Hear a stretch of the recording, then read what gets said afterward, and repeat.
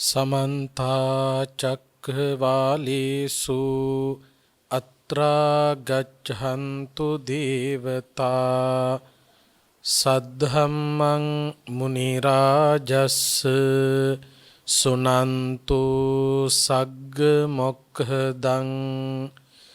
धम्मश्रवण कालो अयं भदन्ता धम्मश्रवण कालो अयं भदन्ता धम्मश्रवण कालो अयं भदन्ता नमो तस्स भगवतो अरहतो सम्मा सम्बुद्धस्स नमो तस्स भगवतो अरहतो सम्मा सम्बुद्धस्स नमो तस्स भगवतो अरहतो सम्मा सम्बुद्धस्स सत्तिमे कस्सप बुद्धंगा भाविता बहुली कथा अभिज्ञाय संबोधाय निब्बानाय संवत्तन्ति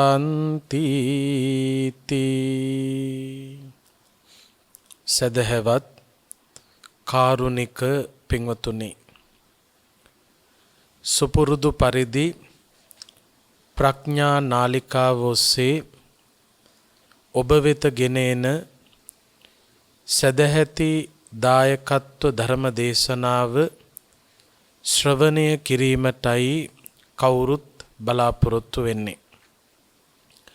අද මේ උතුම් ධර්මානුශාසනාවේ සදැහැති දායකත්වය අරගෙන කටයුතු කරන්නේ පින්වත් සුනීතා වැන්දබෝනා මහත්මිය, එවැගේම ටෂිත වැන්දබෝනා පුතුණුවන්, එවැගේම ලක්ෂිනී වැන්දබෝනා ලේලිය ඇතුළු පවුලේ පින්වත් කොයි කවුරුත් ඒක රාශී වෙලා සත්පුරුෂ ස්වාමි දියණියක් හැටියට, සත්පුරුෂ දරුවන් හැටියට, ඥාති හිතයිශීන් හැටියට මේ උතුම් ධර්ම දානමය පින්කම සම්පූර්ණත්වයට පත් කරලා බදුරලියේ පදිංචිව සිට 2021 වසරේ අගෝස්තු මාසයේ 9 වෙනිදා පරලෝ සැපත් සිරිල් වැන්දබෝනා මැතිතුමන්, ස්වාමි පුරුෂයාණන්, පියතුමන් සිහිපත් කරගෙන එතුමන්ට පින් අනුමෝදන් කරන්නට බලාපොරොත්තු වෙනවා. ඒ ඇතුළු කොට ඇති නමින් මිය පරලෝ සැපත් වෙලා පින් අපේක්ෂාවෙන් ඉන්න යම්තාක් දෙමාපිය, ඥාති, හිතමිත්‍ර, ගුරුවර, සහෝදරාදී පිරිස් වෙතොත් ඒ හැමෝම සිහිපත් කරගෙන පුණ්‍යානුමෝදනා කිරීමේ උදාර අදහස මූලික කරගෙනයි මේ පින්කම සම්පූර්ණත්වයට පත් කරන්නේ. බුදුරජාණන් වහන්සේ දේශනා කළ ධර්මය තරම් අපි හැම කෙනෙකුටම හිතසුව පිණිස පවතින ජීවිත ගමන අර්ථ සම්පන්න කර ගැනීම පිණිස හේතු වන තවත් අනුශාසනාවක් ඇත්තේ නැහැ. මේ ධර්මය ඇසෙන කාල සීමාවක්, නිරතුරුවම බුදුරජාණන් වහන්සේ දෙසූ දහම විහිදෙන කාල සීමාවක්, පැය 24ෙම ධර්මදේශනා අපේ රටේ විහිදෙනවා. ඒ ධර්මදේශනා ශ්‍රවණය කිරීමේ හැකියාව අපේ පින්වතුන්ට ලැබිලා තියෙනවා. මේ අවස්ථාවෙන් උපරිම ප්‍රයෝජන ලබා ගැනීම සඳහා කවුරුත් උනන්දු විය යුතුයි, උත්සාහය ඇති කරගත යුතුයි. අන්න එහෙම උත්සාහය ඇති කරගන්න කෙනෙකුට තමයි මේ ධර්මයෙන් ලබා ගන්න ලැබෙන ප්‍රතිඵල සාක්ෂාත් කරගන්නට පුළුවන්කම ලැබෙන්නේ. බුදුරජාණන් වහන්සේ නිතර අප අමතා සිදු කරපු දෙසුමක් තිබෙනවා. භික්ෂු භික්ෂුණී උපාසක උපාසිකා කියන සිව්වන පිරිස අමතා නිතර මතක් කළ පණිවිඩයක් තියෙනවා. ඒ තමයි යංකෝ භික්ඛුහු සත්තහාරා කරණීයං සාවකානං හිතේසිනා අනුකම්පකේන අනුකම්පං උපාදාය. මහණෙනි, ශාස්ත්‍රූන් වහන්සේ නමක් හැටියට ශ්‍රාවකයා කෙරෙහි කරුණාවෙන් අනුකම්පාවෙන් කළ යුතු යමක් වේනම් තං වෝ කතම් මයා මං ඒ වැඩේ කළා. ඒතානි භික්ඛු රුක්ඛ මූලානි ඒතානි ශුඤ්ඤාගාරානි වෘක්ෂමූලිකව හෝ ශුන්‍යාගාරගතව හෝ ජායතහ කෙලෙස් විනාශ කිරීමේ කෙලෙස් දැවීමේ කාර්යෙහි යෙදෙන්න මා පමාදත්හ ඒ සඳහා ප්‍රමාද වෙන්නට එපා. මා පච්චා විප්පටිසාරිනෝ අහුවත්හ ප්‍රමාද වෙලා පරක්කු වෙලා පස්සේ පසුතැවෙන්න එපා. අයං වූ අම්හාකං අනුශාසනී එයයි අපගේ අනුශාසනාව. මේ බුදුරජාණන් වහන්සේ නිතර මතක් කළ පාඨයක්. මේ පාඨය මේ අදහස අපේ හිත තුළ නැවත නැවත මෙනෙහි කරන තැනට අමතක නොකොට මතකෙහි රඳවා ගන්න තැනට ගේන්න ඕනේ. අන්න එහෙම මේ අදහස හිතට ගත්ත උදවියට තමයි ධර්මාවබෝධය ලබා ගන්නට පුළුවන්කම ලැබෙන්නේ. අපට ලැබිලා තියෙන මේ ජීවිතය නිසියාකාරව කළමනාකරණය කරන්න අපි දක්ෂ වෙන්න ඕන. තරුණ කාල සීමාව අපතේ යවා ගන්නේ නැතුව ආධ්‍යාත්මික සංවර්ධනයක් ජීවිතේ ඇති කර ගැනීම පිණිස යොමු කර ගන්න ඕන. තරුණ කාලය කියලා කියන්නේ ජවය තියෙන කාලය, ශක්තිය තියෙන කාලය.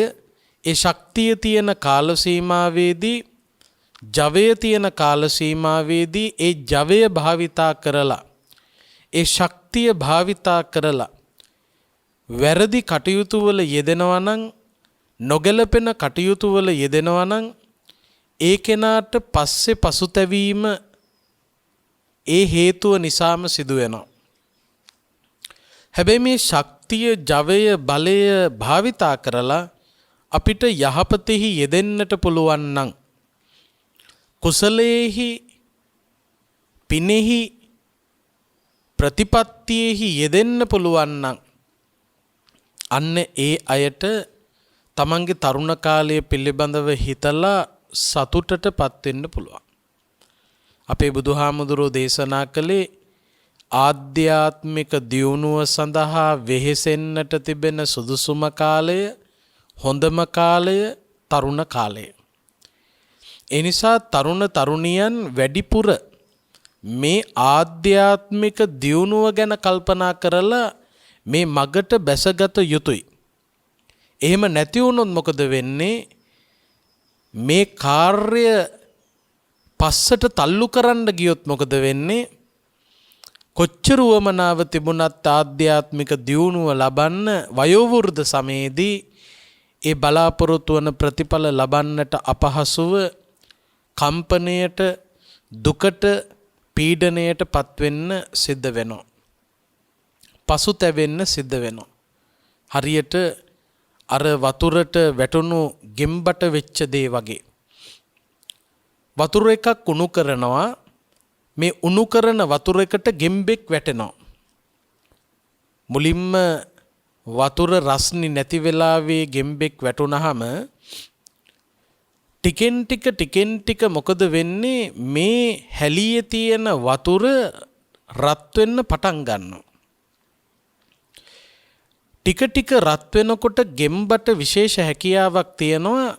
ගෙම්බට පුළුවන්කම තියෙනවා ඒ රත් වෙන ප්‍රමාණයට ඔරොත්තු දෙන විදිහේ ශරීරයක් හදාගන්න. හැබැයි යම් කිසි මට්ටමකට උෂ්ණත්වය එනකම් විතරයි ගෙම්බට ඒ වැඩේ කරන්න පුළුවන්. එතනින් පස්සේ රත් වීම වැඩි වෙනකොට ගෙම්බට දරා ගන්න බැරි මට්ටමකට යනකොට ඒ ගෙම්බට ඒ රත් වෙච්ච වතුරේ රැඳී සිටින්නට තරම් තමන්ගේ දේහය සකස් කරගන්නට අපොහොසත් වෙනවා. එතකොට මේ ගෙම්බ උත්සාහ කරනවලු මේ රත් වේගෙන එන තමන්ට දරා ගන්න බැරි මට්ටමට රත් වෙච්ච හැලියෙන් එළියට පනින්න. හැබැයි එතකොට කොච්චර උවමනාව ගෙම්බට තිබුණත් මේ හැලියෙන් එළියට පනින්න මේ ගෙම්බට පැනගන්න බැරි වෙනවලු. ඒ බැරි වෙන්න හේතුව තමයි එළියට පැනගන්න තිබිච්ච ශක්තිය. ලොකු ශක්තියක් යොදවලා තමයි මේ ගෙම්බා වතුර රත් වෙනකොට රත් වෙන ගානට එතන ඉන්න ශරීරය සකස් කරගන්නේ. ඒ සඳහාත් ලොකු ශක්තියක් වැය වෙනවා. එතකොට මේ ගෙම්බා වතුර රත් වේගෙන එනකොට මේ හැලියෙන් පනින්න උත්සාහ කරන්නේ නැතුව මේ වතුර රත් වෙන ගානට එහි වාසය කරන්න සුදුසු ශරීරය ශක්තිය භාවිතා කරලා සකස් කරගත්තා මිසක්කා එයින් පැනලා යන්න උත්සාහ කරන්නේ නැහැ.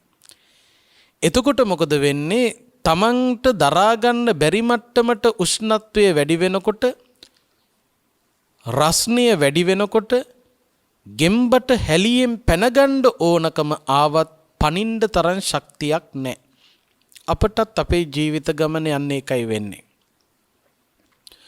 තරුණ කාලේ ශක්තිය තියෙන කාලේ ඇස් පෙනෙන කාලේ කන් ඇහෙන කාලේ මතකය තියෙන කාලේ වැඩ කරන්න පුළුවන් කාලේ කාර්යශූර කාලේ නොගැලපෙන වැරදි වැඩවල යෙදෙමින් සමාජයේ අනෙකුත් අය යන විදියට මමත් යන්න ඕන කියන ආකල්පෙන් හැසිරෙන්නට ගියොත් තමන්ගේ ශක්තිය වැය කළොත් තමන්ගේ ධනය වැය කළොත් තමන්ගේ බලය වැය කළොත් වයෝවෘද්ධ සමයේදී තමන්ට කොච්චර උවමනාව තිබුණත් දන් දෙන්න සිල් රකින්න භාවනා කරන්න ධර්මදේශනා ශ්‍රවණය කරන්න ඒ උවමනාව තිබුණට ඒ වැඩේ කරගන්න බැරි වෙනවා.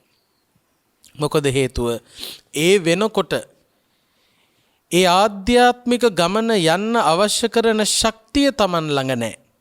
සමහරකට තමන්ගේ ඇස් දෙක පේන්නේ නැතුව ගිහිල්ලා, සමහරකට තමන්ගේ කන් දෙක ඇහෙන්නේ නැතුව ගිහිල්ලා, සමහරකට තමන්ට සිහි කල්පනාව නැති වෙලා, ශරීර ශක්තිය නැති වෙලා රෝගියෙක් බවට පරිවර්තනය වෙලා, ධනය පිරිහිලා, බලය පිරිහිලා, අන්න ඒවා පිරිහිච්ච කාලෙක යම්කිසි කෙනෙකුට උවමනාව ඇති වෙනවා ආධ්‍යාත්මික දියුණුව ලබන්න. හැබැයි ඒ ආධ්‍යාත්මික දියුණුව තමන් අපේක්ෂා කරන පරිදි ලබා ගන්නට බැරි වෙනවා. ඒ බැරි වෙන්න හේතුව තමයි ඒ තරම් ශක්තියක් තමන් ළඟ නැහැ. හැබැයි තරුණ කාලේ ශක්තිය තිබුණා. හොඳට ඇස් දෙකක් පෙනුණා, හොඳට කන් දෙකක් ඇහුණා, හොඳ මතක ශක්තියකුත් තිබුණා, හොඳ හැකියාවක් තිබුණා, බලය තිබුණා, ධනය තිබුණා. හැබැයි ඒ කාල සීමාව තුල කලේ මොකක්ද? ලෝකේ යන විදියට අනුගත වෙමින් අර අය මෙහෙමයි වැඩ කරන්නේ, මාත් මෙහෙමයි වැඩ කරන්න ඕන. සමාජයේ වයසට යන කොටයි බණ අහන්නේ, තරුණ අය බණ අහන්නේ නැහැ. වයසට යන කොටයි සිල් සමාදන් වෙන්නේ, වයස තරුණ කාලයක කරන්නේ නැහැ කියලා. තරුණයෝ කරන්නේ මෙන්න මෙහෙම වැඩ කියලා තමන්ගේ කාර්ය, තමන්ගේ වෙහෙස ඒවාට භාවිතා කරනවා නම්, නොගැලපෙන දෙයට භාවිතා කරනවා නම් ඒ කෙනා අවසානයේදී ආධ්‍යාත්මික දියුණුව ලබා ගන්න උවමනාව ඇති වෙනකොට අසරණ තත්වයකට පත් වෙනවා. හරියට අර හැලියේ වතුර තමන්ට දරාගන්න බැරි මට්ටමට රත් වෙනකොට ගෙම්බට හැලියෙන් පැනගන්න ඕන උනත් පැනගන්න ශක්තියක් නැහැ වගේ ඒ පනින්න තිබිච්ච ශක්තියත් අර වතුර රත් වෙනකොට ඒ වතුරේ ඉන්න තමන් භාවිතා කළා වගේ අපටත් පැනගන්න ඕන වෙනකොට පැනගන්න බැරි වෙනවා. ඒ නිසා පනින්න ඕන තැන පැනගන්න උනන්දු වෙන්න ඕන. තරුණ කාලය කියලා කියන්නේ ආධ්‍යාත්මික ප්‍රතිඵල ලබන්න ඒ කටයුත්තෙහි ශක්තිමත්ව යෙදෙන්න තියෙන කාලයක්. ඒ කාලය වෙන දෙයකට යොමු වීම වෙන දෙයකට කියලා අදහස් කරන්නේ නොගැලපෙන කටයුතු වල යෙදීම අතිශයින් තමන්ගේ ජීවිතය අසාර්ථක කරන්න හේතුවක් බවට පත් වෙනවා කියන එක අපි තේරුම් ගන්න ඕනේ. දවසක් සමිද්දි කියලා හාමුදුරුවෝ නමක් බුදුහාමුදුරුවෝ වැඩ හිටපු කාලේ තපෝදාරාමේ වැඩ හිටියා. තපෝදාරාමය කියලා කියන්නේ උණු වතුර ලින් තිබිච්ච ආරාමයක්. දවසක් මේ සමිද්දි හාමුදුරුවෝ තරුණ හාමුදුරුවෝ නමක් කඩවසම් පෙනුම තියෙන හාමුදුරුවෝ නමක් උන්වහන්සේ පැම් පහසු වෙන්න තපෝදයට වැඩම කළා. උණු වතුර ලිඳට වැඩම කළා. වැඩම කරලා පැම් පහසු වෙලා සිරුර වේලෙනකන් ඉන්නකොට එක්තරා මිත්‍යා දෘෂ්ටික දෙවි කෙනෙක් මේ තරුණ ලස්සන කඩවසම් පෙනුම තියෙන හාමුදුරුවෝ ළඟට ඇවිල්ලා මේ හාමුදුරුවන්ට කියනවා අබුත්වා භික්කසි භික්ඛු නහි බුත්වාන භික්කසි තස්මා භික්ඛු භික්ඛස්සු මාතං කාලෝ පච්චක. ඔබ වහන්සේ ඔය මහානකමට ඇවිල්ලා තියෙන්නේ පංචකාමය අනුභව කරන්නේ නැතුව පස්කම් සැප විඳින්නේ නැතුව තමයි මහාන වෙලා තියෙන්නේ. තරුණ කාලය කියලා කියන්නේ පස්කම් සැප විඳින්න ඕන කාලයක්. පංචකාම සම්පත්තිය විඳින්න ඕන කාලයක්. ඔබ වහන්සේ ඒ පංචකාම සම්පත්තිය භුක්ති විඳින්න නැතුව මහානකමට ඇවිල්ලා තියෙනවා. ඔය මහානකමට සුදුසු කාලය නෙවෙයි ස්වාමීනි. ඔබ වහන්සේගේ පංචකාමයේ පිනවන්න තියෙන වයසයි ඔය.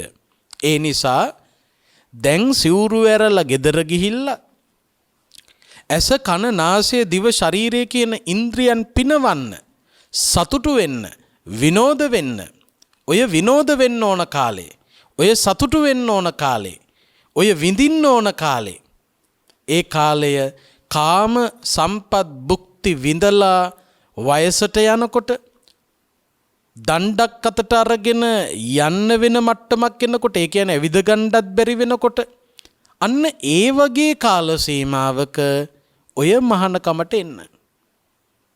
එදා දඹදිව තිබිච්ච අදහස තමයි කෙනෙක් ළමා කාලයේදී අධ්‍යාපනය ලැබිය යුතුයි. අධ්‍යාපනයෙන් පස්සේ කාල සීමාව තුළ ගෘහස්ත ජීවිතයක් ගත කළ යුතුයි. ඒ කියන්නේ විවාහ වෙලා දරු මල්ලු හදාගෙන ඊට පස්සේ කාල සීමාවක් තියෙනවා යෝගී සමය භාවනා ආදී කටයුතු වල යෙදී සිටිය යුතුයි.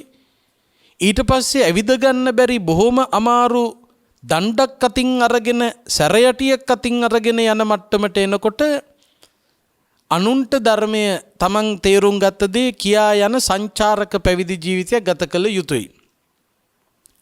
එතකොට ආධ්‍යාත්මික ගමනට ඒ කාලේ මිනිස්සු වෙන් කළේ වයෝ වෘද්ධ සමය. ඉතින් ඒ විදියටම මේ මිත්‍යා දෘෂ්ටික දෙවියෝ මේ හාමුදුරුවන්ටත් ඇවිල්ලා කියන ඔබ වහන්සේ තරුණයි තරුණ කාලයේ තියෙන්නේ ඔය මහානකම් කරන්න නෙවෙයි. තරුණ කාලයේ තියෙන්නේ පංචකාමයේ අනුභව කරන්න. ඔබ වහන්සේ පංචකාම සම්පත්තිය භුක්ති විඳලා වයසට ගියාට පස්සේ මහාන වෙන්න. දැන් යන්න. එහෙම කියපු මිත්‍යා දෘෂ්ටික දෙවියන්ට සමිද්දි හාමුදුරුවෝ උත්තර දෙනවා කාලං වෝහං නජානාමි චන්නෝ කාලෝ නදිස්සති තස්මා භූත්වා භික්ඛාමි මාමං කාලෝ පච්චකා. කාලං වෝහං නජානාමි මරණය සිදුවෙන වෙලාව මම දන්නේ නැහැ. මට පේන්නේ නැහැ මං කොයි වෙලාවෙද මැරෙන්නේ කියලා. ඊළඟ තත්පරේදී වෙන්න පුළුවන්. මේ පැය ඇතුළත වෙන්න පුළුවන්. අද දවස ඇතුළත වෙන්න පුළුවන්. මේ සතිය ඇතුළත වෙන්න පුළුවන්. මේ මාසය ඇතුළත වෙන්න පුළුවන්. කොයි මොහොතකදී මගේ මරණය සිදු වෙනවද කියන එක මට කියන්න බෑ. මේ ආධ්‍යාත්මික දියුණුව සඳහා වයෝවෘද්ධ සමය භාවිතා කරන්නට කියලා කිව්වට වයෝවෘද්ධ වෙනකම් මම ජීවත් වෙයිද කියන එකේ ප්‍රශ්නයක් මට තියෙනවා. ඒක සැකයක්. මේ කොයි මොහොතක මරණය සිදු වෙයිද කියලා කියන්න බෑ. ඒ නිසා කාලං වෝහං නජානාමි, මම මැරෙන වෙලාව දන්නේ නැහැ. චන්නෝ කාලෝ නදිස්සති, මට මැරෙන වෙලාවක් පේන්නේ නැහැ. කොයි වෙලාවෙද මැරෙන්නේ කියලා. තස්මා භූත්වා භික්ඛාමි මාමං කාලෝපච්චක. ඒ නිසා මම පංචකාම සම්පත්තිය අනුභව නොකොට මේ තරුණ කාලයේ මහානකම රකින්නවා. ආධ්‍යාත්මික දියුණුව ඇති කර ගැනීම සඳහා වෙහෙසෙනවා. මේ ආධ්‍යාත්මික සංවර්ධනය ඇති කරගන්න, මේ භාවනාව ප්‍රගුණ කරන්න, තථාගත බුදුරජාණන් වහන්සේ දෙසූ මඟ ගමන් කරන්න මට තියෙන හොඳම කාලය තමයි මම මේ ගත කරන්නේ. ඒ කියන්නේ තරුණ කාලේ. ඒ නිසා ජවයේ ශක්තිය තියෙන කාලේ මේ සඳහා යොමු වීම අත්‍යවශ්‍යයි. ශක්තිය ජවයේ නැති වෙනකොට ධර්මයේ ශ්‍රවණය කළත් සමහරකට ඇහෙන්නේ නැහැ. ධර්මයේ ඇහුණත් සමහරකට මතකෙහි රඳවා ගන්න බෑ. මතකෙහි රඳවා ගත්තත් ප්‍රායෝගිකව තමන්ගේ ජීවිතයට එකතු කරගන්න බෑ. ඒ නිසා ප්‍රතිඵල නැහැ. ප්‍රතිඵල නැති නිසා සතුටක් නැහැ. ඒ නිසා අපි හොඳටම තේරුම් ගත යුතු දේ තමයි පුළුවන් කාල සීමාවේ මේ ආධ්‍යාත්මික දියුණුව සඳහා මහන්සි ගත යුතුයි. අද ධර්ම දේශනාව ඔස්සේ පැහැදිලි කරලා දෙන්නේ ධර්මාවබෝධය ලබා ගැනීම සඳහා තථාගත බුදුරජාණන් වහන්සේ දේශනා කරපු චතුරාර්ය සත්‍ය අවබෝධ කර ගැනීම සඳහා අවධානය යොමු කළ යුතු කරුණු කිහිපයක් පිළිබඳව සාකච්ඡා කරන්න. ධර්ම දේශනාවේ මාතෘකාව හැටියට සජ්ජායනා කරපු පාලි පාඨය මේ ඇත්තෝ අහලා තියෙනවා. පිරුවානා පොත් වහන්සේ තුලත් බොජ්ජංග සූත්‍ර තියෙනවා. ඒ බොජ්ජංග සූත්‍රවල කස්සපත්තේර බොජ්ජංගයට අදාළ පාලි පාඨයක් තමයි සජ්ජායනා කළේ. ඒ බොජ්ජංග සූත්‍ර සියල්ලම පරිශීලනය කරනකොට බොජ්ජංග 7ක් පිළිබඳව විග්‍රහ කරනවා. ඒවට කියනවා සප්ත බොජ්ජංග කියලා. එතකොට මේ ධර්ම දේශනාව ඔස්සේ බොහොම සරලව කෙටියෙන් කාලයට උචිත වෙන විදියට කාලය පරිමසා ගනිමින් මේ සප්ත බොජ්ජංග පිළිබඳව දෙසුමක් සිදු කරන්නටයි බලාපොරොත්තු වෙන්නේ. සප්ත කියලා කියන්නේ 7ක් කියන එක. බොජ්ජංග කියලා කියන්නේ බෝධි අංග. අංග කියන්නේ පියවර. බෝධි කියලා කියන්නේ චතුරාර්ය සත්‍ය අවබෝධය. දුක දුකට හේතුව දුක නැති කිරීම, දුක නැති කිරීමේ මඟ පිළිබඳව අවබෝධය ඇති කර ගැනීම පිණිස අවිද්‍යා අන්ධකාරයෙන් මිදීම පිණිස කෙලෙස් ප්‍රහීන කිරීම පිණිස සසරෙන් එතර වීම පිණිස අන්න ඒ කෙලෙස් ප්‍රහීන කළ මනස බෝධියටපත් වෙච්ච මනසක් අවබෝධයටපත් වුණා. එතකොට ධර්මාවබෝධය ලබා ගැනීම පිණිස අපට උපකාර කරන පියවර 7ක් තියෙනවා. මේ පියවර 7 ගැන, මේ අංග 7 ගැන අපි තේරුම් ගන්න ඕන. අන්න ඒ අංග 7ට තමයි සප්ත බොජ්ජංග කියලා කියන්නේ. එතකොට ධර්මාවබෝධය පිණිස හේතු වන අංග 7ක්. මොනවද මේ අංග 7? පළවෙනි අංගය තමයි සති සම්බොජ්ජංගෝ. සතිය නම් වූ ධර්මාවබෝධය පිණිස හේතු වන අංගය. ඒ තමයි පළවෙනි බොජ්ජංගය. සති කියලා කියන්නේ සිහිය.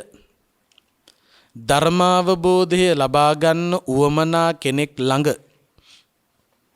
චතුරාර්ය සත්‍ය අවබෝධය සිද්ධ කරගත යුතුයි කියන අදිෂ්ඨානය තුල රැඳී සිටින අය ඇති කරගත යුතුම කාරණයක් තමයි සති කියලා කියන්නේ. සති කියනකොට සිහිය. මේ සති කොටස් දෙකකට බෙදනවා. සම්මා සති සහ මිච්ඡා සති. මිච්ඡා සති කියන්නේ වැරදි සිහිය. නිවනට හේතු නොවන, කෙලෙස් පෝෂණය වීම පිණිස හේතු වන, සතර අපායේ උත්පත්තිය පිණිස හේතු වන, සසර ගමන දිග්ගැස්සෙන්න හේතු වන, නරක නපුරු පහත් මට්ටමේ සිටිවිලි හිත තුල රඳවාගෙන ඒවාට හිත යොමු කිරීම මිච්ඡා සති. වැරදි සිහිය. ඒ වැරදි සිහියෙන් උරුම වෙන්නේ වැරදි ප්‍රතිඵල, භයානක ප්‍රතිඵල. සම්මා සති කියලා කිව්වහම යහපත් සිහිය. නිවන පිණිස හේතු වන, ධර්මාවබෝධය පිණිස හේතු වන, හිත තුල තිබෙන රාග, ద్వේෂ, මද, මෝහ ආදී කෙලෙස් සිටිවිලි දුර්වල කරන්න සමත්, නැති කරන්න සමත්, පාලනය කරන්න සමත් යම් කිසි සිහියක් තියෙනවා නම් ඒ සිහියට කියනවා සම්මා සති. එතකොට බොජ්ජංග කතාවේදී සති සම්බොජ්ජංගය කියලා කියනකොට ධර්මාවබෝධය පිණිස හේතු වන සිහිය සම්මා සති. එතකොට ධර්මාවබෝධය පිණිස හේතු වන සිහිය තමයි විපස්සනාව. කෙලෙස් ප්‍රහීන කිරීම සඳහා අප විසින් භාවිතා කළ යුතු භාවනාව තමයි විදර්ශනා භාවනාව. විදර්ශනාව කියලා කියන්නේ අනිත්‍ය, දුක්ඛ, අනාත්ම කියන ලක්ෂණ පිළිබඳව ප්‍රඥාවෙන් දැකීම. එතකොට සති සම්බොජ්ජංගය, සිහිය නැමැති බෝධි අංගය ප්‍රගුණ කිරීම සඳහා, සම්මා සතිය වර්ධනය කිරීම සඳහා සතර සතිපට්ඨානය උපකාර වෙනවා. මේ සතර සතිපට්ඨානය වැඩිම නිවන පිණිස හේතු වන එක් මගක් හැටියට බුදුහාමුදුරු දේශනා කළෝ. එකම මග නෙවෙයි, එක් මගක්. ඒකායනෝ, එක් මගක්. එකම නෙවෙයි, එක් මගක්. සතර සතිපට්ඨානය. කායානුපස්සන, ඊළඟට වේදනානුපස්සන, චිත්තානුපස්සන, ධම්මානුපස්සන. කායානුපස්සන, අනුපස්සනා කියන්නේ අනුව බැලීම. පස්සනා කියන්නේ දැකීම, බැලීම. එතකොට අනුපස්සනා කියනකොට අනුව දැකීම. කායානුපස්සනා කියන්නේ කය අනුව දැකීම. වේදනානුපස්සනා කියලා කියන්නේ විඳීම් අනුව දැකීම. චිත්තානුපස්සනා කියලා කියන්නේ සිත අනුව දැකීම. ධම්මානුපස්සනා කියලා කියන්නේ සිතේ හටගන්න සිතිවිලි අනුව දැකීම. මෙන්න මේ සතර සතිපට්ඨානය ප්‍රගුණ කරනවා නම් ඒ කායානුපස්සන, වේදනානුපස්සන, ධම්මානුපස්සන, චිත්තානුපස්සන තුලින් විදර්ශනාවට හිත යොමු කරනවා නම් ඒ විදර්ශනාව ප්‍රගුණ කරන කෙනාට ධර්මාවබෝධය ලබන්න පුළුවන්කම ලැබෙනවා. එතකොට කායානුපස්සනාවෙන් විදර්ශනාව ඇති කරගන්න පුළුවන්. අනිත්‍ය, දුක්ඛ, අනාත්ම. ඒ කායානුපස්සනාවට අයත් භාවනා ගණනාවක් තිබෙනවා. ආනාපාන සතිය, ඊළඟට අසුභය, නවසීවතික. මෙන්න මේ භාවනා තුලින් එක පැත්තකින් තමන්ගේ හුස්ම ගැනීම, පිටකිරීම පිළිබඳව සිහිය උපදවාගෙන ඒ ක්‍රියාවලිය විදර්ශනාවකට යොමු කරන්න පුළුවන්. ඊළඟට තමන්ගේ ශරීරයට සිදුවෙන දේ, තමන්ගේ ශරීරයේ ක්‍රියාත්මක වෙන විදිය, සිව්ව ඉරියව් තුල වාසය කරනකොට ස්වභාවය, සක්මන් භාවනාවේ යෙදෙනකොට සක්මන් කරනකොට තමන්ගේ ශරීරයේ ස්වභාවය, ඊළඟට එදිනෙදා කටයුතු කරනකොට, යනකොට එනකොට කනකොට බොනකොට ඒ හැම වෙලාවකම ඒ ශරීරයේ ක්‍රියාවලිය පිළිබඳව සිහිය උපදවාගෙන ඒ සිහිය විදර්ශනාවක් බවට පරිවර්තනය කරන්න පුළුවන් නම්,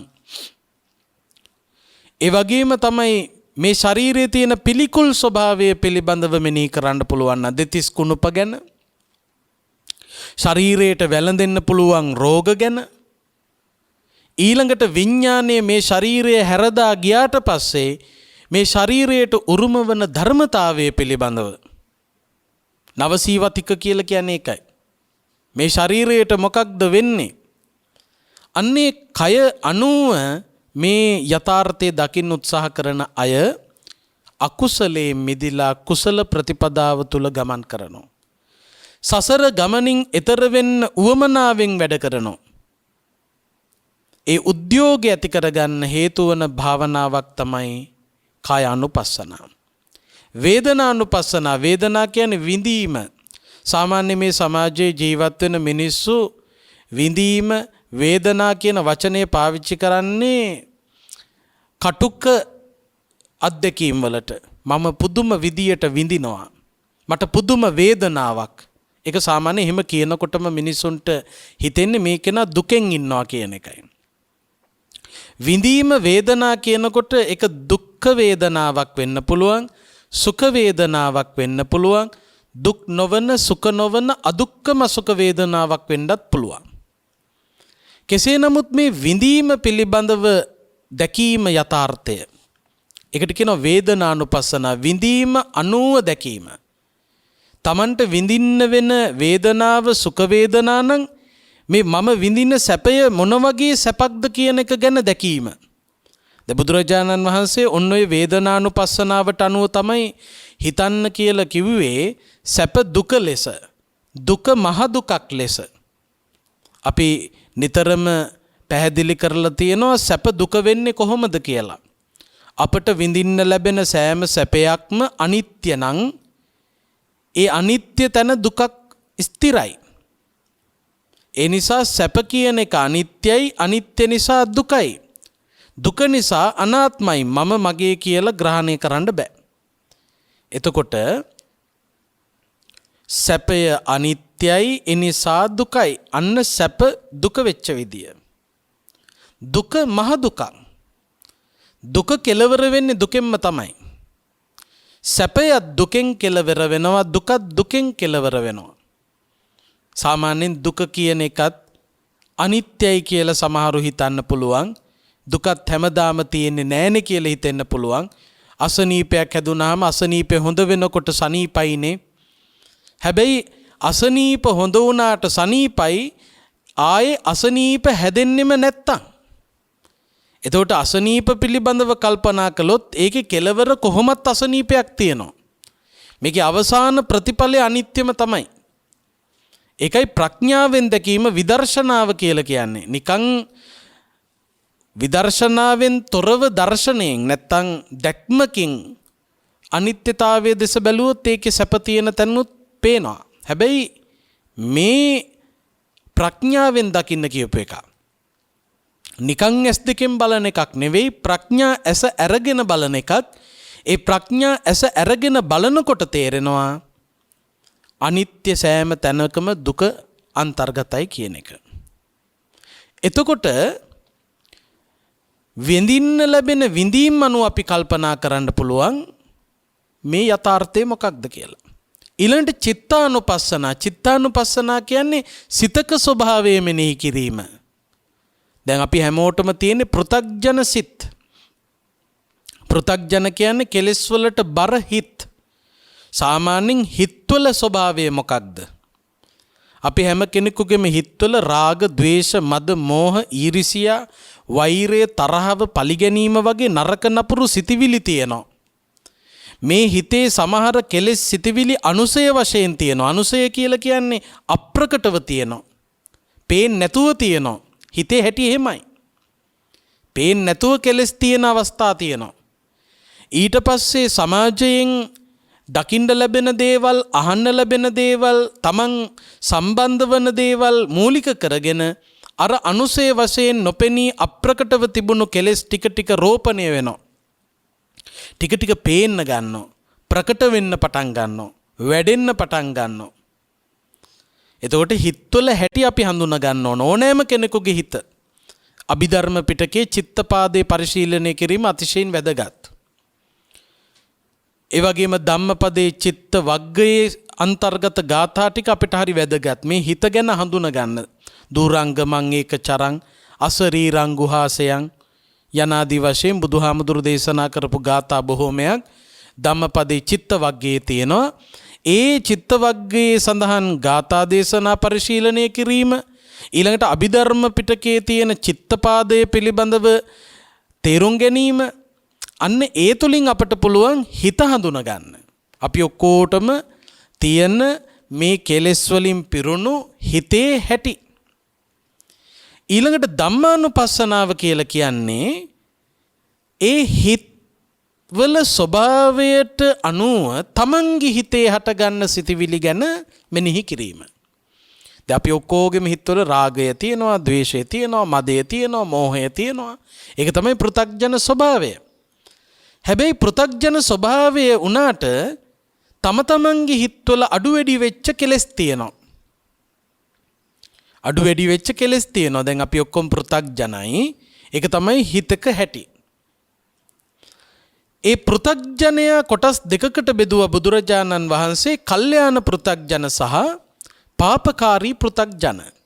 එතකොට ධම්මානුපස්සනාව ඔස්සේ Tamanට ගන්න පුළුවන් මම කල්යාණ පෘථග්ජනයෙක්ද මම පාපකාරී පෘථග්ජනයෙක්ද කියන එක මෙනෙහි කරන්න. ඒ කියන්නේ තමන්ගේ හිත තුළ වැඩිපුරම ක්‍රියාත්මක වෙන්නේ කුමන සිතිවිලිද?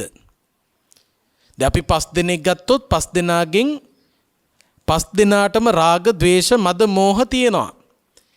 ඒ කෙලෙස් අතර එක්කෙනෙකුට රාගය වැඩි, තව කෙනෙකුට ద్వේෂය වැඩි, තව කෙනෙකුට මදය මත්වීම වැඩි, තව කෙනෙකුට ඊර්ෂ්‍යාව වැඩි, තව කෙනෙක්ගේ වෛරය වැඩි. එතකොට එක එක්කෙනාගේ සිතිවිලි අතරේ උද්දීපනය වෙච්ච, සංවර්ධනය වෙච්ච, පෝෂණය වෙච්ච කෙලෙස් තියෙනවා. Taman ඒ කෙලෙස් හඳුනා ගන්න ඕන. මම අධික රාගයෙන් යුක්ත චරිතයක්. මගේ රාග සිතිවිල්ල වැඩි වෙලා තියෙන්නේ. මේ සමාජයේ මිනිස්සුන්ගේ හිතවල රාගය තියෙනවා. ඒක තමයි හිතේ හැටි. හැබැයි හිතේ හැටි වුණාට මගේ හිතේ තියෙන රාගය වැඩි. සමහරකට සමාජ සම්මුතියට ගැලපෙන්නෙත් නැහැ. ඒ තරම් බරපතල විදියට මගේ රාගය වැඩි වෙලා තියෙනවා. අන්න ඒක හඳුනා ගන්න ඕන. මට අනිත් අයට වගේ නෙවෙයි මගේ ද්වේෂය වැඩි. මට පොඩ්ඩක් පුදුම විදියට කේන්ති එනවා. ඒ කේන්ති ආවහම අනිත් අය වගේ නෙවෙයි. මට සමහරක් විට දරුණු මට්ටමකට වැටෙන්න උනත් පුළුවන්. අන්න ඒ විදිහට තමන්ගේ හිතේ තියෙන සිතිවිලි කොයි වගේද කියන එක ගැන තමන් තේරුම් ගන්න ඕන. ධම්මානුපස්සන. මෙන්න මේ කියන සතර සතිපට්ඨානය ප්‍රගුණ කරනකොට, කය අනුව දකිනකොට, වේදනාව අනුව දකිනකොට, හිත අනුව දකිනකොට, සිතිවිලි අනුව දකිනකොට අපට ඒ අනුපස්සන ඒ කාරණා මූලික කරගෙන දැක්මෙන්, සිහිය උපදවා ගැනීමෙන්, ඒ සම්මා සතියෙන් අපට පුළුවන්කම ලැබෙනවා ධර්මාවබෝධය කරා පියවර තබන්න. එහෙනම් සති සම්බොජ්ජංගය කියලා කියන්නේ ඒකයි. ඊළඟට ධම්ම විචය සම්බොජ්ජංගය. ධම්ම විචය සම්බොජ්ජංගය කියන්නේ මේ ලෝකේ යථාර්ථය දැන ගැනීම. අභිඤ්ඤයේසු ධම්මේසු අභිඤ්ඤා, පරිඤ්ඤයේසු ධම්මේසු පරිඤ්ඤා. මේ ලෝකේ දැනගත යුතු ධර්මය දැන ගැනීම, මේ ලෝකේ අවබෝධ කරගත යුතු ධර්මය අවබෝධ කර ගැනීම, ඒක ධම්මවිචය සම්බොජ්ජංගය. අපිට මේ ලෝකය දෙස බලනකොට කාගෙන් හරි ඇහුවොත් ඔබට මේ ලෝකය හරියට පැහැදිලිව පේනවද කියලා, සමහරු ඇස් දෙකෙන් බලලා කියයි ඔව් මට හොඳට පැහැදිලිව පේනවා කියලා. හැබැයි හොඳට මතක තියාගන්න ඕන කාරණාවක් තමයි අපිට මේ ලෝකය පැහැදිලිව පෙනෙනවා කියලා අපි හිතාගෙන හිටියට මේ පැහැදිලිව අපිට පේනවා කියන එක ඇතුළෙම තියෙන්නේ අපැහැදිලි පෙනුමක්. අපි පැහැදිලිව අපිට පේනවා කියලා අපි හිතන්නේ මේ බොඳ වෙච්ච එකක්. දැන් අපිට අපේ ඇස්වලට පැහැදිලිව පේන දේවල් තියෙනවා. ලස්සන ගෙවල්, ලස්සන ගෑනු ළමයි, ලස්සන පිරිමි ළමයි, ලස්සන මිනිස්සු, ලස්සනයි කියලා හිතිච්ච පෙනුණු තැන් තියෙනවා. ඒව පැහැදිලිව පෙනුනද කියලා ඇහුවොතින් අපි හිතනවා පැහැදිලිව තමයි අපිට පෙනුනේ කියලා. හැබැයි අපිට ඒ පෙනිලා තියෙන්නේ බොඳ වෙලා. බොඳ වෙච්ච එකක් පැහැදිලි කියලා අපි හිතාගෙන ඉන්නවා. ඇත්තටම පැහැදිලිව දකින්න නම් ඔය S2 ඇරියා වගේම අරගන්න ඕන තව හැක් තියෙනවා. ඒ ඇස තමයි ප්‍රඥා ඇස. ඒ ප්‍රඥා ඇසත් ඇරලා බලන්න ඕන. තමන්ගේ S2 ඇරලා ප්‍රඥා ඇසත් ඇරියොත් තමයි පැහැදිලිව පිළිවෙලට පිරිසිදුව පේන්න ගන්නෙ. නැත්තම් පේන්නේ නැහැ. එතකොට ලස්සනයි කියලා අපිට පෙනුණු දේ ප්‍රඥා ඇස විවෘත කරලා බැලුවොත් අපට පේනවා කොහෙද මේ ලස්සනයි කියන එකක් රැඳුනේ. මෙතන තියෙන්නේ පඨවි ආපෝ තේජෝ වායෝ. මේ පඨවි ආපෝ තේජෝ වායෝ එකට එකතු වෙලා හැදිච්ච එකක් මට ලස්සනයි වගේ පේනවා මිසක්කා ඒ එකතු වෙච්ච කෑලි ටික වෙන් කරලා බැලුපු ගමන් ලස්සනක් කියන එකක් පේන්නේ නැහැ. එහෙනම් අපි ඇලෙන්නේ ගැටෙන්නේ අපට හරියට පේන්නේ නැති නිසා. හරියට අපට මේ ලෝකයේ ප්‍රඥා ඇසින් පෙනුනනම් අපි කිසිම තැනක ඇලෙන්නෙත් නැහැ. අපි කිසිම දෙයක් සමග ගැටෙන්නෙත් නැහැ. ඇයි? ඇලෙන්න තරම් ලස්සනක් පේන්නෙත් නැහැ. ගැටෙන්න තරම් කැතක් පේන්නෙත් නැහැ. යථාර්ථයයි පේන්නේ. ඒ යථාර්ථය පෙනුණු කෙනා ධර්මාවබෝධය කරා යොමු වෙනවා. අන්න එය ධම්මවිචේ සම්බොජ්ජංගය. ඊළඟට විරිය සම්බොජ්ජංගය ධර්මාවබෝධය පිණිස අත්‍යවශ්‍ය කාරණාවක්. උත්සාහය, උනන්දුව, වීරිය. නූපන් අකුසල් නූපදවන්න, උපන් අකුසල් දුරු කරන්න, නූපන් කුසල් උපදවන්න, උපන් කුසල් වඩා වර්ධනය කරන්න අපි මහන්සි ගන්න ඕන. වීරිය උපදවා ගන්න ඕන. මහන්සිය ඇති කර ගන්න ඕන. උත්සාහය ඕන. ඒ උත්සාහය කියන එක නැතුව ධර්ම අවබෝධය ලබන්න බෑ.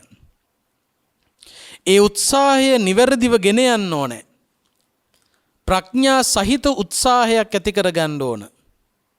වීරිය කියලා කියනකොට වීරිය තියෙන්න ඕන කියලා කිව්වහම ධර්මාවබෝධය පිණිස පවත්වා ගන්න ඕන වීරිය කොයි වගේද කියන එකත් හඳුනා ගන්න ඕන. තියෙන්න ඕන ක්‍රමයක් තියෙනවා. හොද්දට ලුණු ඕන. ලුණු ඕන කියලා ලුණු මහ ගොඩවල් දාන්න ගියොත් ඒ හොද්ද කණ්ඩ හම්බෙන්නේ නැහැ. හොද්ද රස වෙන්න ලුණු ඕන. ලුණු දාන්න ඕන මාත්‍රාවක් ප්‍රමාණයක් තියෙනවා. ඒ ප්‍රමාණයට ලුණු දැම්මොත් තමයි හොද්ද රස. එහෙම හොද්දක් තමයි කන්න පුළුවන්. එතකොට වීරිය පිළිබඳව කල්පනා කරනකොටත් ආධ්‍යාත්මික දියුණුව ලබා ගන්න, ධර්මාවබෝධය ලබා ගන්න හේතු වන ප්‍රීතිය ඇති කරගන්න පුළුවන්, සතුටක් ඇති කරගන්න පුළුවන් ප්‍රමාණයේ වීරියක් තියෙනවා. ඒ වීරිය ඒ ප්‍රමාණය හඳුනා ගන්න ඕන. එතකොට තමයි ප්‍රතිඵල හම්බෙන්නේ. නැත්තම් ප්‍රතිඵල නැහැ. අද ගොඩාක් වෙලාවට මිනිස්සුන්ට වෙලා තියෙන්නේ වීරිය තිබ්බට වීරිය ගෙන යන්න ඕන කොහොමද කියලා දන්නේ නැහැ. ගෙන යන්න ඕන කොහොමද කියලා දන්නේ නැති නිසා ප්‍රතිඵල නැහැ. ප්‍රතිඵල නැති නිසා සතුටක් නැහැ. සතුටක් නැති නිසා ඒ තුල රැඳී සිටීමක් නැහැ.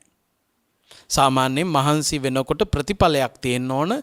ඒ ප්‍රතිඵලය තමයි සතුටුදායක ප්‍රතිඵලයක් නම් තමයි ඒ තුල තවත් රැඳී ඉන්න, තව දුරටත් වීරිය වැඩි කරන්න පුළුවන්කම ලැබෙන්නේ. දැන් බලන්න අපේ රටේ සමහරක් විට මිනිස්සු රස්සාවල් කරන්නේ වැඩට යන්නේ අකමැත්තෙන්. ඒකට එක හේතුවක් තමයි මහන්සි වීමට අනුව ප්‍රතිඵල නැහැ. සමහරකට මහන්සි වෙනවා ගොඩක් හැබැයි වැටුපක් නැහැ. එතකොට මොකද වෙන්නේ? මිනිස්සුන්ට ඒ රැකියාව කරන්න එපා වෙනවා. ඒ රැකියාව කරන්න එපා වෙනවා. ඒ කියන්නේ වීරය කරනවා ඵලයක් නැහැ. ප්‍රතිඵලයක් නැහැ. ඒ නිසා සතුටක් නැහැ. සතුටක් නැති වෙනකොට කරන්න බෑ. දැන් පිට රටවල් වල ගියපු අය සමහරක් විට ඒ පිට රටවල් වල තමන් මහන්සි වෙන්නේ කොයි විදියටද? ඒ මහන්සි වෙන ප්‍රමාණයටත් වඩා ලැබීමක් තියෙනවා. ඒ නිසා ඒ රටවල් වලට යන මිනිස්සු රෑ දවල් පුදුම විදියට මහන්සි වෙනවා. ඒ මහන්සි වෙන්නේ සතුටෙන්. වීරය තියෙනවා, ප්‍රතිඵලයක් එනවා. ඒ නිසා සතුටුයි. සතුට ආවහම වීරය වැඩි වෙනවා. දැන් ධර්ම දේශනාවක් ශ්‍රවණය කරනකොටත් ධර්මදේශනාවක් පැයක වෙලාවක් ශ්‍රවණය කරනවා කියන්නේ ලේසි පහසු වැඩක් නෙවෙයි. වීරයක් ඕන. ඒ වීරයෙන් බණ අහගෙන ඉන්නවා. ඒ ධර්මදේශනාව ශ්‍රවණය කරමින් යනකොට Tamanට අලුත් දෙයක් ඉගෙන ගන්න හම්බෙනවා. ජීවිතේ ජය ගන්න අවශ්‍ය කරන පණිවිඩයක් Tamanට ඉගෙන ගන්න හම්බෙනවා. එහෙම හම්බෙනකොට අලුත් දෙයක් ඉගෙන ගත්තා කියන සතුට මතුවෙනවා. ඒ සතුට මතුවෙනකොට ප්‍රීතිය මතුවෙනකොට තවත් බණක් අහන්න පෙළඹෙනවා. එතකොට යම්කිසි වීරයක් කළාම ඒ වීරයේ ප්‍රතිඵලයක් ඕන. ද විරිය සම්බොජ්ජංගය කියලා කිව්වම ඒ ධර්මාවබෝධයේ පිණිස හේතු වන වීරය තියෙන්න ඕන. ඒ වීරය නිසියාකාරව තිබුණොතින් එහි ප්‍රතිඵල ලැබෙනවා. ඒ ප්‍රතිඵල ලැබෙනකොට ප්‍රීතිය මතුවෙනවා. පීති සම්බොජ්ජංගය ඊළඟ කාරණේ. ඒ සතුටත් ධර්මාවබෝධයේ පිණිස හේතු වෙන අංගයක්. ඔය වීරයේ අවස්ථා තුනක් ගැන අපි කතා කරනවා. ආරම්භක ධාතු වීරය, නික්කම ධාතු වීරය, පරක්කම ධාතු වීරය කියලා. ආරම්භක ධාතු වීරයට වඩා ශක්තිමත්, වේගවත්, බල සම්පන්න වීරය නික්කම ධාතු වීරය. නික්කම ධාතු වීරයට වඩා බල සම්පන්න, ශක්තිමත් වීරය, ප්‍රබල වීරය තමයි පරක්කම ධාතු වීරය.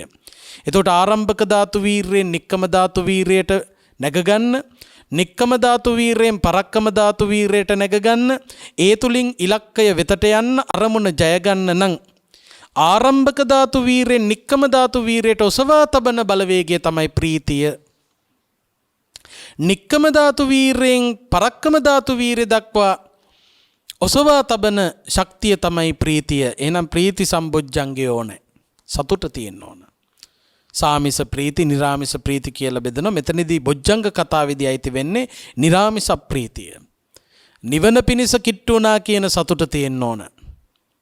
ඊළඟට පස්සද්ධි සම්බොජ්ජංගය. පස්සද්ධි කියලා කියන්නේ කාය පස්සද්ධි, චිත්ත පස්සද්ධි කියලා කොටස් දෙකකට බෙදනවා. ඒ කියන්නේ සංසිඳීම. කාය පස්සද්ධි කියන්නේ කයෙහි සංසිඳීම. චිත්ත පස්සද්ධි කියන්නේ සිතෙහි සංසිඳීම.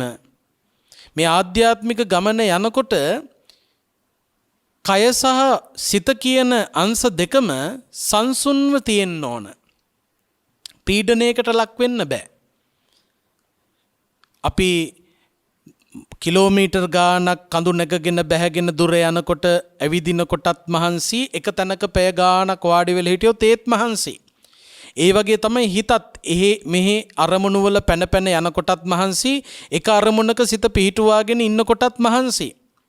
එතකොට ධර්මාවබෝධයේ පිණිස හේතු වන අංගයක් කිව්ව පස්සද්ධි සම්බොජ්ජංගය. ඒ කියන්නේ තමන්ගේ කයට පීඩනයක් එන්නත් බෑ, හිතට පීඩනයක් එන්නත් බෑ. ඒ බොජ්ජංගිට අදාළ කරුණු දේශනා කළා බුදුහාමුදුරුවෝ. තමන්ට සුවපහසු තැනක වැඩ ඉන්න අවසරය තියෙනවා. කාය පස්සද්ධි, චිත්ත පස්සද්ධි. මේ ශරීරය ගත්තාම තමන්ට ආධ්‍යාත්මික දියුණුවට යන්න, කම්මැලි වෙන්න, නිදිය ගන්න නෙවෙයි. ආධ්‍යාත්මික ගමන යන්න පහසු වන ශරීරයක් බවට මේක පත් කරගන්න තමන්ට අවස්ථාව තියෙනවා.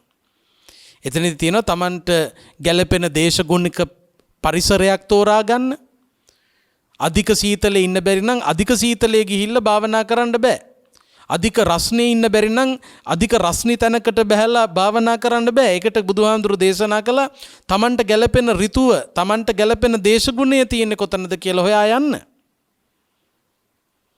ඊළඟට තමන්ට පත්‍ය වන ආහාර ගන්න, දිරවන ආහාර වේලක් ගන්න. මේ හැම එකක්ම මතක් කළා. වටපිටාව පරිසරය පිරිසිදුව තබා ගන්න. තමන්ගේ ශරීරය පිරිසිදුව තබා ගන්න. ඒවා මේ පහසුකම්. එතකොට මේ කය ධර්මාවබෝධය දෙසට හසුරුවනකොට සිත හසුරුවනකොට ඒවට පහසුකම් තිබිය යුතුයි. පීඩනය දුරු වෙන්න ඕනේ. ඒකට කියනවා පස්සද්ධි සම්බොජ්ජංගය. ඊළඟට සමාධි සම්බොජ්ජංගය හිත එක අරමුණක පවත්වා ගැනීමේ හැකියාව. ඒකට කියනවා සමාධි. එතනත් සම්මා සමාධි ධර්මාවබෝධය පිණිස හේතු වන සමාධිය සම්මා සමාධිය. හොඳ අරමුණක නිවනට හේතු වන අරමුණක සිත රඳවා ගැනීමේ හැකියාව. එය තියෙන්න ඕනේ. උපේක්ඛා සම්බොජ්ජංග. උපේක්ඛා සම්බොජ්ජංගය කියලා කියනකොට උපේක්ෂාව. උපේක්ෂාව කියලා කියන්නේ මේ කියන කරුණු කාරණාවල තියෙන්න ඕන මදහත් බවක්. අන්තවාදී වෙන්න බෑ. බුදුරජාණන් වහන්සේ මුලදිම දේශනා කළා ද්වේමේ භික්කවේ අන්තා පබ්බජිතේ නනසේවිතබ්බා. අන්ත දෙකක් තියෙනවා පැවිද්දන් විසින් සේවනය නොකළ යුතු. කාමසුකල්ලිකානුයෝගය සහ අත්තකිලමතානුයෝගය. මධ්‍යම ප්‍රතිපදාව.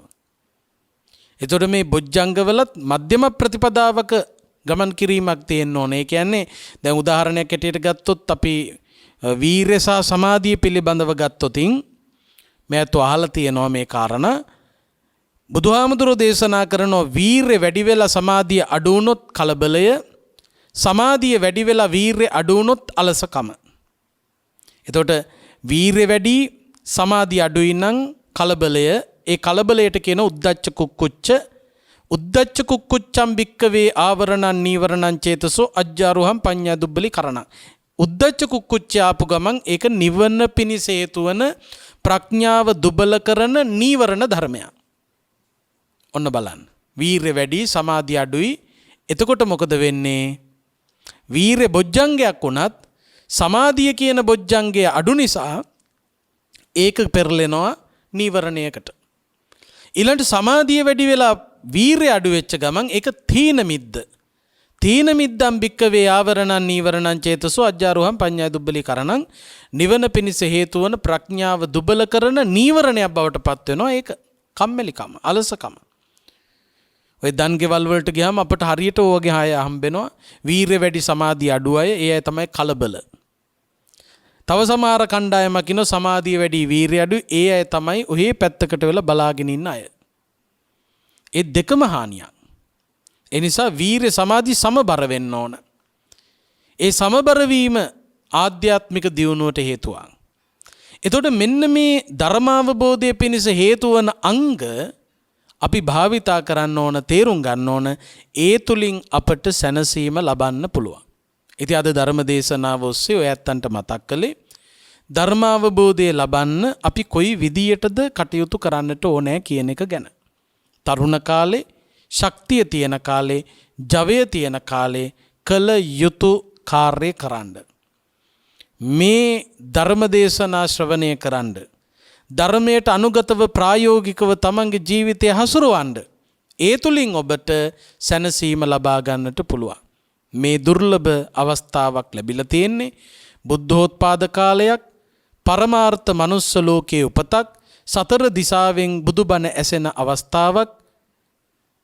එබඳු බුද්ධෝත්පාද කාලයක මේ සසරින් පැනගන්න, මේ සසරින් ගොඩ යන්න, නිවන සලසා ගන්න උනන්දු වෙන්න. ඒ උනන්දුව වැඩි දියුණු කර ගැනීම සඳහා මේ උතුම් දම් දෙසුමත් ඔබට හේතු වේවා, වාසනා වේවා කියලා නිවන් පතන්න. ආකාසට්ඨා ච බුම්මට්ඨා දේවා නාග මහිද්దికා පුඤ්ඤන්තං අනුමෝදිත්වා චිරං රක්ඛන්තු ශාසනං චිරං රක්ඛන්තු දේශනං චිරං රක්ඛන්තු ත්වං සදා. අද මේ උතුම් ධර්මානුශාසනාවේ සදැහැති දායකත්වය අරගෙන කටයුතු කරන්නේ පින්වත් සුනීතා වැන්දබෝනා ස්වාමි දියණිය, ටෂිත වැන්දබෝනා පුතණුවන්, ලක්ෂිනී වැන්දබෝනා ලේලිය ඇතුළු පවුලේ පින්වතුන්. ඒ ඇත්තු බලාපොරොත්තු වෙනවා 2021 වසරේ අගෝස්තු මාසේ 9 වෙනි දින බදුරලියේ පදිංචි විඳලා පරලෝසෙපත් සිරිල් වැන්දබෝනා ආදරණීය ස්වාමි පුරුෂයාණන් පියාණන් සිහිපත් කරගෙන එතුමන්ට පින් අනුමෝදන් කරන්න. ඒ වගේම එතුමාගේ දෙමව්පියන් වන පරලෝසෙපත් මිල්ටන් වැන්දබෝනා යුවලට ඒ වගේම සෝමා ගුණතුංග, නාලනී ආරිවංශ සහෝදරියන් දෙපළ ඇතුළු කොට ඇති නමින් මියගිය සියලුම ඥාතීන් සිහිපත් කරගෙන පින් දෙන්න. ඒ වගේම පවුලේ පරලෝසපත් ඥාතීන් වන ඩී.ජේ. ගලබොඩ මහත්මයාට, කුසුමා ගලබොඩ මහත්මියට, ලකී ගලගොඩ මහත්මයාට, වේලිස් ගලබොඩ යන ඒ නම් සඳහන් කළ නොකළ නමින් මියගිය සියලු දෙනාට, කොරෝනා වසංගත තත්ත්වයේ මිය පරලෝසපත් සියලු දෙනාට පින් අනුමෝදන් කරන්න බලාපොරොත්තු වෙනවා. ඒ වගේම සුජීවත්ව සිටින පවුලේ සියලු දෙනාට ආශිර්වාද පතන අතරේ මේ ධර්ම දේශනාව ශ්‍රවණය කළ රටවැසි ලෝවැසි හැමෝටම සෙත් පතන්ටත්, ඔබට නිරතුරුවම දම් දෙසුම් පවත්වන ගෞරවනීය මහා සංඝරුවනට ආශිර්වාද ප්‍රාර්ථනා කරන්නටත්, ඒ වගේම මෙබඳු උතුම් පින්කම් සඳහා මේ දායකත්වයේ දරපු ඇත්තන්ට උපදෙස් අවවාද ලබා දෙන කල්යාණ මිත්‍රත්වයේ දෑත් දිගු කරන ඥාති සහෝදරියක් වන ලක්ෂ්මී ජයතිලක මහත්මියට නිදුක් නිරෝගී සුවපත්භාවයේ, කායික මානසික සුවපත්භාවයේ වගේම චතුරාර්ය සත්‍ය අවබෝධයේ පිණිස හේතු වේවා කියලා මේ ඇත්තු බලාපොරොත්තු වෙනවා, ප්‍රාර්ථනා කරන්න. ඒ වගේම ප්‍රඥා නාලිකාවේ කාර්ය මණ්ඩලයටත් රටවැසි ලෝවැසි සියලු දෙනාටත් ආශිර්වාද ප්‍රාර්ථනා කරන්නට බලාපොරොත්තු වෙනවා. ඉතින් මේ සිදු කරගත් උතුම් පින් නමින් මියගිය නම් සඳහන් කළ ඥාතීනොත් ඒ වගේම සම්මිය දෘෂ්ටික දෙවියොත් අනුමෝදන් වෙත්වා කියන අදහසින් මියගිය ඥාතීන්ටත් දෙවියන්ටත් පින් දෙමු. ඉදම්මේ ඥාතීනං හෝතු සුඛිතා හොන්තු ඥාතයෝ, ඉදම්මේ ඥාතීනං හෝතු සුඛිතා හොන්තු ඥාතයෝ, ඉදම්මේ ඥාතීනං හෝතු සුඛිතා හොන්තු ඥාතයෝ. ඉත්තාවතාච අම්හෙහි සම්භතම් පුඤ්ඤ සම්පදං සබ්බේ දේවා අනුමෝදන්තු සබ්බ සම්පත්ති සිද්ධියා. ඉත්තාවතාච අම්හෙහි සම්භතම් පුඤ්ඤ සම්පදං සබ්බේ දේවා අනුමෝදන්තු සබ්බ සම්පත්ති සිද්ධියා. ඉත්තාවතාච අම්හෙහි සම්භතම් පුඤ්ඤ සම්පදං සබ්බේ දේවා අනුමෝදන්තු සබ්බ සම්පත්ති සිද්ධියා. මෙසේ රැස් කරගත් සකල කුසලානිසංසයන්ගේ බලයෙන් කාටත් සසර දුක් නිමා කොට උතුම් නිවනින් සැනසෙන්න මෙපින් හේතු වේවා, වාසනා වේවා කියලා නිවන් ප්‍රාර්ථනා කරන්න. ඔහොම වැඳගන්න. අභිවාදන සීලිස්ස නිච්ඡං වද්ධාපචායිනෝ චත්තාරෝ ධම්මා වඩ්ඩන්ති ආයුවන්නෝ සුඛං බලං ආයුරාරෝග්‍ය සම්පatti සග්ග සම්පatti මේවච අතෝ නිබ්බාන සම්පatti මිනාතේ සමිජ්ජතු. මෝහක්ඛයෝ නිබ්බානං